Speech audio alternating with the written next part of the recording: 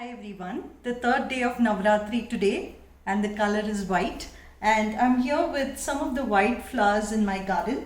So you have seen some of these. So this is a Kalankoi and then I have two different Phalaenopsis orchids. I've kept these two here just to show you the difference. They're both Phalaenopsis orchids, but see the size difference. This is like the miniature phal and look at this one, huge one, the white orchid.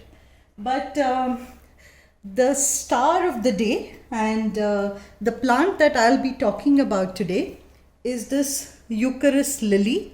It is also called the Amazon lily. The Amazon lily, as the name goes, is native to the Amazon area, and to be precise, these come from the Andes, that region, and some of them are endemic to Peru. Okay, now the Amazon lily, it's got a lot of different names and there are two different variants in this. So one is the Amazonica grandiflora and the other one is also called the Eucharis amazonica. Okay, so this one that I have is a Eucharis amazonica. The grandiflora is more of a hybrid version of this. So there's no difference between the flowers, but the difference is mostly in the leaves. So grandiflora has much longer and thinner leaves versus an amazonica, which has a stouter and shorter leaves. Okay, but otherwise the leaves are also absolutely beautiful and they look more like hostas. So even if you don't have a bloom, they still look absolutely pretty. So a little bit about these lilies. I had planted this bulb, I think about a year ago. I mean, in fact, a little more than a year ago. And I think it was two bulbs. So I'm seeing a couple of plants coming. And this was the one that has bloomed. So it took almost a year, a little over a year actually, for this plant to bloom. What I've learned about this plant is that it likes to be root bound, and that's what I've read about it as well. So it likes to be root bound, it likes to have loose soil, and it doesn't like to be overwatered, right? It likes to have that loose soil, and once you have the soil, dry the soil well, and then once the soil dries, water it again. So that is the kind of watering schedule this plant likes. I am growing this lily as a companion plant for the curry leaf. So it is in the same pot as my curry leaf plant, because I was not even sure if the bulbs would sprout and give me blooms, but thankfully both of them have sprouted and they are growing, and I'm expecting some blooms probably next year from these. So in terms of light, these lilies, just like amaryllis, and incidentally they are from the amaryllis family.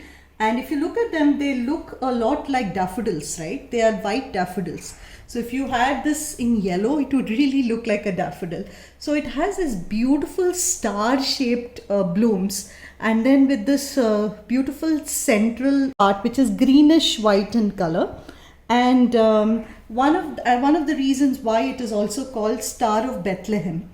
They don't like direct sunlight, right? They like more of dappled light. But at the same time, they do need bright light. They don't need direct sun. So that's the difference. And then water, when you're watering it, water thoroughly, but then dry them out. And that's the same thing that curry leaf needs as well. So it is easy to grow them as companion plants. The reason it has bloomed is also because of the root bound. When they are root bound, they bloom a lot faster. So that has been one of the reasons this has been blooming well. In terms of fertilizing, they don't really require much in terms of fertilization. You can use slow release fertilizer once in a while in the growing season, as with any other plant. Okay, and I've told you about light, fertilizer, pests, slug magnet. Especially the leaves.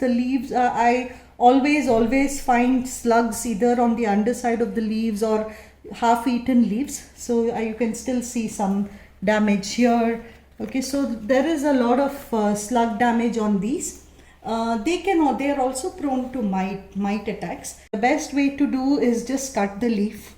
Okay, because you're again not really growing them for their foliage as much, although their foliage looks pretty good like the hostas. So that's really about the Amazon lilies. Now there are these two varieties, although they are not the same. Amazon grandiflora and Amazonica. They are not the same. They are used pretty interchangeably. Okay, so you might find them labeled differently in different places. But in mostly in India, you do get this Amazonica, which is pretty more common than the grandiflora. So thanks for watching, and see you tomorrow. Bye.